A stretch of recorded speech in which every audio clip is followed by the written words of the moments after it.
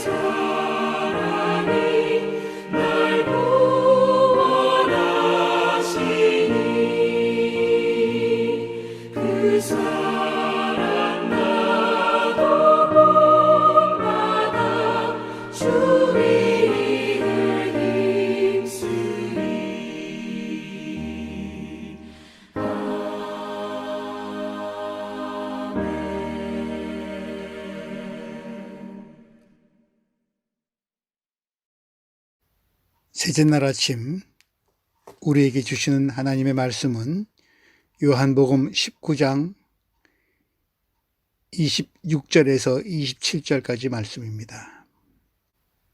제가 낭독하겠습니다. 예수께서는 자기 어머니와 그 곁에 서 있는 사랑하는 제자를 보시고 어머니에게 어머니, 이 사람이 어머니의 아들입니다 하고 말씀하시고 그 다음에 제자에게는 자, 이분이 내 어머니시다 하고 말씀하셨다. 그때부터 그 제자는 그를 자기 집으로 모셨다. 우린 예수님이 십자가에 달려 하신 7말씀을 통해 그리스도의 십자가와 죽음의 의미가 어떤 것인지, 나를 향한 주님의 뜻이 무엇인지 묵상하고 있습니다. 예수님은 그 끔찍한 십자가의 고통과 치욕을 당하는 순간에도 다른 사람들을 생각하고 그들을 위해 가장 좋은 것을 베푸셨습니다. 첫 번째 말씀과 두 번째 말씀이 그러하였죠. 아버지, 저 사람들을 용서하여 주십시오. 당신을 십자가에 못 박은 사람들을, 살인하는 사람들을 용서하셨습니다. 너는 오늘 나와 함께 낙원에 있을 것이다. 회개하는 강도를 낙원으로 이끄셨습니다. 오늘 십자가에서 남기신 세 번째 말씀도 그러합니다. 어머니, 이 사람이 어머니의 아들입니다. 자, 이분이 내 어머니시다. 예수님은 육신의 어머니와 사랑하는 제자를 위한 배려를 잊지 않으셨습니다. 끝까지 보살피십니다. 어머니와 아들이 사형장에서 만납니다. 십자가에 달려 자신을 낳아준 어미를 내려다보는 아들의 심정은 어떠했을까요? 십자가에 달려 죽임당하는 아들의 모습을 바라보아야만 하는 어미의 심정은 어떠했을까요? 부모는 산에 묻지만 자식은 가슴에 묻는다고 했던가요? 마리아의 찢어지는 가슴은, 그 고통은 이미 예고되었습니다. 출산 후 정결 예식 때 들은 시몬 할아버지의 예언은 마리아의 가슴에 비수처럼 꼽혔습니다. 누가복음 2장 34절에서 35절 말씀, 보십시오. 이 아기는 이스라엘 가운데 많은 사람을 넘어지게도 하고 일어서게도 하려고 세우심을 받았으며 비방받는 표징이 되게 하려고 세우심을 받았습니다. 그리고 칼이 당신의 마음을 찌를 것입니다. 마리아의 인생은 칼이 자신의 가슴을 찌르는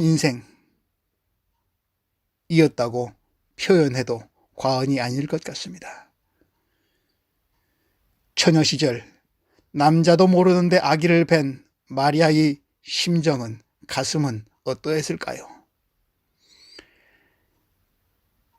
해산할 방조차 없어 짐승의 먹이통, 말 구유 위에 아기를 눕힐 때 그 어미의 가슴은 어떠했을까요? 출산하자마자 헤롯의 칼날을 피해 핏덩이를 안고 이집트로 피신할 때 마리아의 가슴은 어떠했을까요? 아들이 12살 나던 해 6월절, 잃어버린 예수를 예루살렘 성전에서 가까스로 찾았을 때 아들이 부모에게 한 말도 평생 가슴에 담고 살아왔을 것입니다. 누가복음 2장 49절 말씀, 어찌하여 나를 찾으셨습니까? 내가 내 아버지의 집에 있어야 할 줄을 알지 못하셨습니까? 뿐입니까? 성인이 된 후에도 예수를 만나 얘기 좀 하려니까 누가 나의 어머니이고 나의 형제들입니까? 예수의 응답 또한 마리아의 가슴을 칼로 찌르는 듯 했습니다. 하나님께서 그녀의 태를 빌리실 때 마리아는 도저히 이해되지 않았지만 이렇게 응답했죠. 나는 주님의 여종입니다. 당신의 말씀대로 나에게 이루어지기를 바랍니다. 하나님은 이 모든 가슴 찌르는 과정을 통하여 마리아를 훈련시키셨던 것일까요? 33년 동안의 훈련 과정 없이 만일 어느 날 갑자기 예수가 십자가에 매달렸다면 그 충격은 모정의 가슴으로만은 감당할 수 없었을 것입니다. 마리아는 평생 그녀의 고백처럼 말씀대로 이루어지는 삶으로 훈련된 믿음의 여인이라고 불러도 좋을 것입니다. 그렇게 훈련된 마리아, 지금 십자가 밑에서 찢어지는 가슴을 부여 안고 침묵하고 있습니다. 흥분도 하지 않고 정신을 잃지도 않습니다. 그냥 십자가 밑에 서서 아무 말도 안 하고 아들을 바라만 봅니다.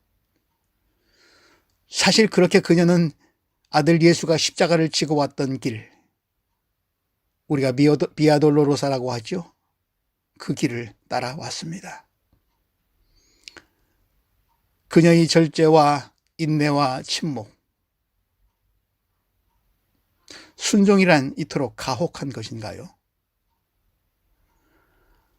아들 예수에게 마리아의 침묵은 울부짖음보다 더 큰 소리로 들려옵니다.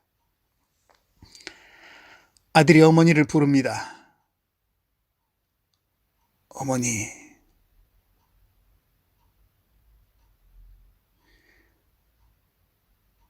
마리아는 참고 또 참았던 눈물을 쏟으며 팔을 벌리고 아들에게 다가섭니다.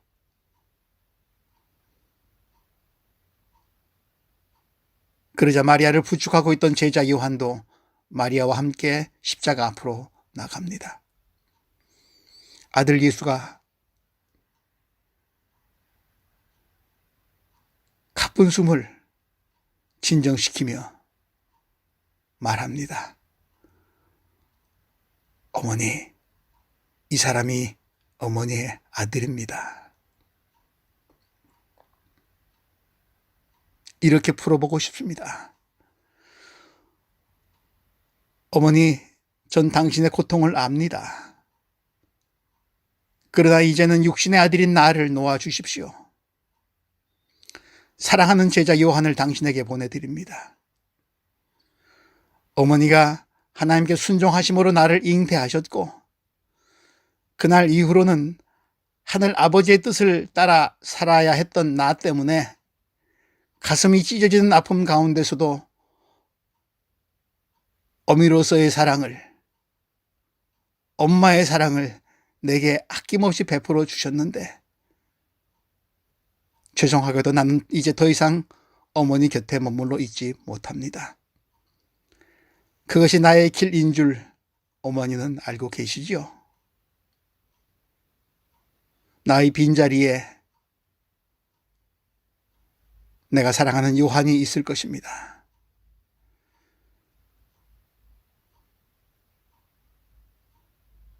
나를 위해 베푸셨던 그 사랑에 요한이 응답해 드릴 것입니다. 어머니를 위로해 드릴 것입니다. 내게 베푸셨던 사랑을 요한에게도 여전히 베풀어 주시고 요한을 아들로 받아 주십시오. 그리하면 그 사랑 안에서 아들을 다시 얻게 되실 것입니다. 어머니 안에 내가 살아 있을 것입니다. 사랑하는 제자 요한에게 주님은 또 말씀하십니다. 보시오, 그대의 어머니입니다. 이렇게 풀어봅니다. 요한, 여기까지 따라와 주니 고맙다. 내 육신의 어머니가 나를 지금 놓아주고 계신다.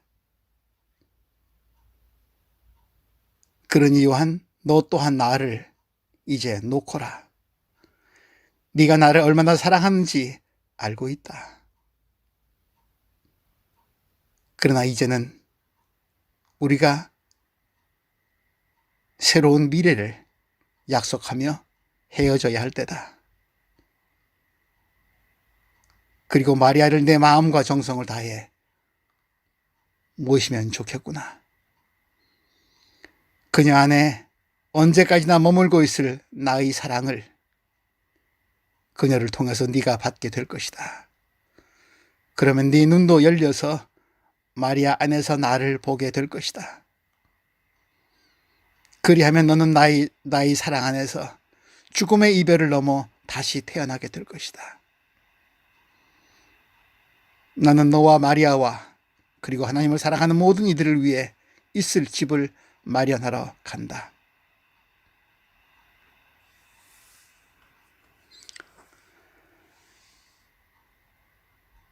주님은 마리아와 요한 그리고 우리 모두를 위한 영원한 집을 마련하시려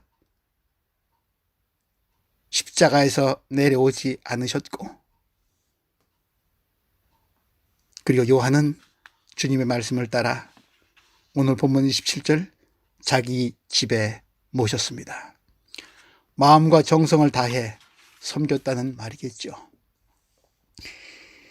이제 두 사람은 예수가 떠나간 빈자리를 사랑으로 묶여서 채워야 합니다. 아니, 두 사람은 예수 그리스도의 자비를 힘입어 사랑 안에서 하나가 될 것입니다. 마리아와 요한 두 사람처럼 우리 또한 내 안의 사랑을 너에게 흘려보내고 서로가 서로를 받아들일 때 우리는 그리스도를 모시게 되고 그리스도 안에서 하나가 될 것입니다. 고통과 죽음을 넘고 이길 힘을 얻게 될 것입니다. 그렇습니다. 세상을 떠나시기 전 예수가 하신 마지막 일, 새 가족을 맺어주는 일을 하셨습니다. 하나님의 가족을 만드셨습니다. 사랑으로 서로를 보살피는, 돌보는 공동체를 만드셨습니다. 어떤 공동체가 떠오르십니까? 교회 공동체의 모습 아닙니까?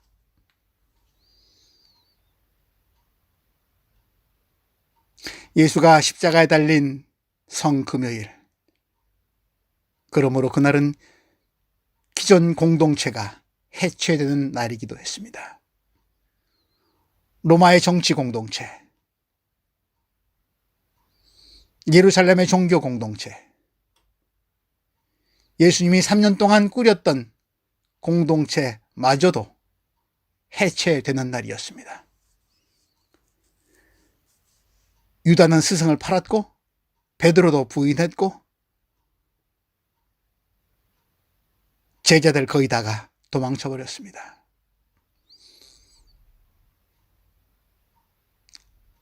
로마나 예루살렘과는 다른 공동체를 멋지게 세울 것만 같았는데 예수께서, 근데 그 예수의 모든 노력이 허사가 돼버린 것 같은 날이 성금요일이었습니다. 그런데 우리는 봅니다. 오늘 본문에서 봅니다. 그 가장 어두운 순간에, 참혹한 순간에 다 해체되어 버리는 이 공동체가 골고다 언덕, 십자가 언덕의 기슭에 떠오르는 것을 보게 됩니다. 어머니에게는 아들이 주어지고 제자에게는 어머니가 주어집니다. 이 새로운 공동체를 우리는 교회라 부릅니다. 교회의 탄생입니다.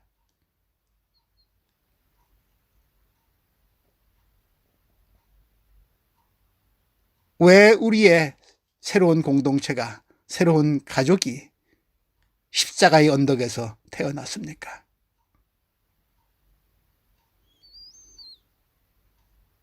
적대감과 비난이, 서로 사이에 쌓아놓은 높은 담이 인간 공동체를 파괴했기 때문입니다.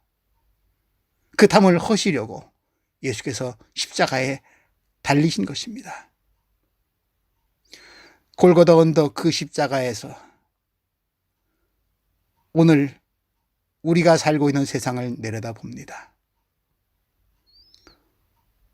우리 또한 다른 사람들에게 적대적입니다. 타인을 배제합니다. 그 사람들이 없었으면 좋겠습니다. 심지어 인종차별까지 합니다. 지금 같은 위기의 때에 더욱 그러한 마음들이 진해져 가는 것 같습니다. 그러나 우리 그리스도인들은 기억해야 합니다. 우리 가족이, 교회가 어디서 태어났는가를 십자가 밑에서 태어났습니다. 누구도 배제하지 않는 십자가였습니다. 살인자도 강도도 그리고 새로운 가족까지 맺어주시는 누구도 배제하지 않는 그 누구도 한 가족이 되는 아버지가 되고 어머니가 되고 형제가 되고 자매가 되고 자녀가 되는 그런 공동체가 성금요일 날 탄생했습니다. 하늘에 계신 분을 아버지라 부르면서 우리 모두가 형제 자매라고 그렇게 불리우는 그런 공동체가, 그런 가족이 세상 어디에 또 있습니까?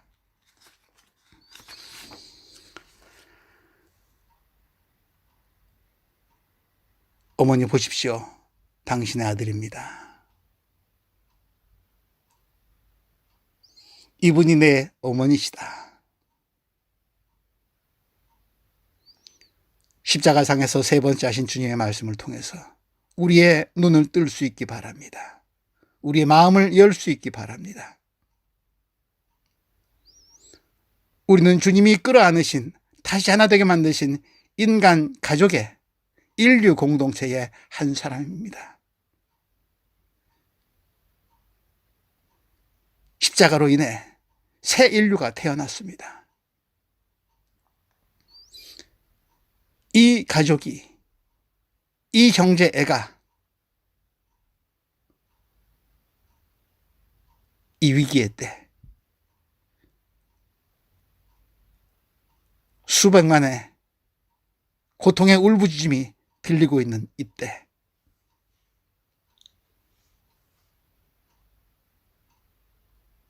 세상의 온전한 회복을 위해서, 치유를 위해서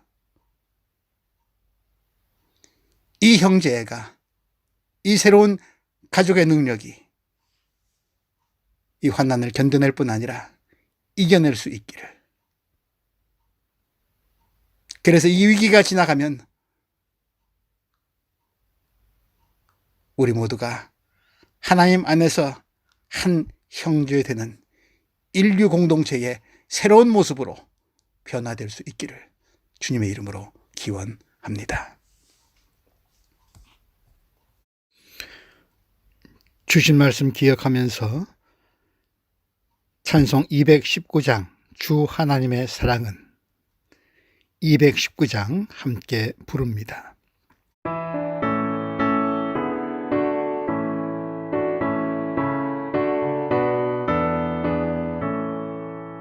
주 하나님의 사랑은 한없이 넓으사 온 세상 모든 백성을 그 자녀 삼았네.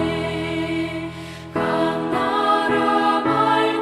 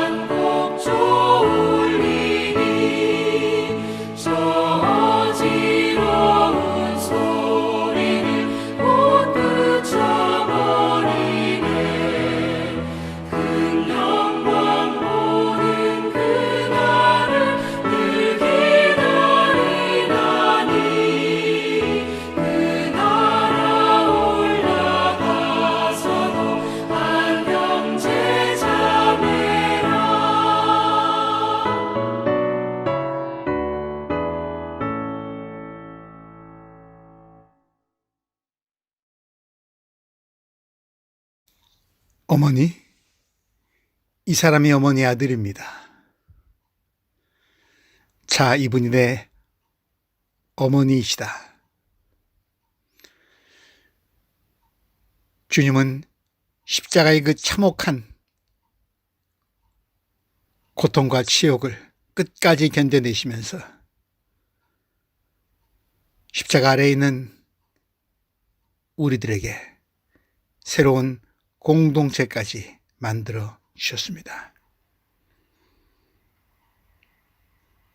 우리는 찢었건만 그분은 다시 이으셨고, 우리는 갈라섰지만 그분은 다시 맺어 주셨습니다. 다시 맺어 주신 이 인류 공동체가 지금 아파하고 있습니다. 이 공동체가 살고 있는 이 땅이 신음하고 있습니다. 왜 이 지경이 되었는지 우리 십자가 앞에서 우리의 삶을 정직하게 돌아보고 회개해야 할 때입니다. 우리가 다시 공동체의 힘을 회복할 때만이 이 코로나 위기는 물리칠 수 있고 극복되어질 수 있을 것입니다. 이 힘을 십자가로부터 받읍시다. 우리 교회가 새로운 세상을 어떻게 다시 일구어야 하는지 그 길을 앞장서서 안내하는 일에 최선을 다할 수 있도록, 지금 이 위기의 때가 훈련의 기간이 될 수 있도록 주님 앞에 나아갑시다. 각자 자유롭게 기도하시기 바랍니다. 복된 하루 되십시오.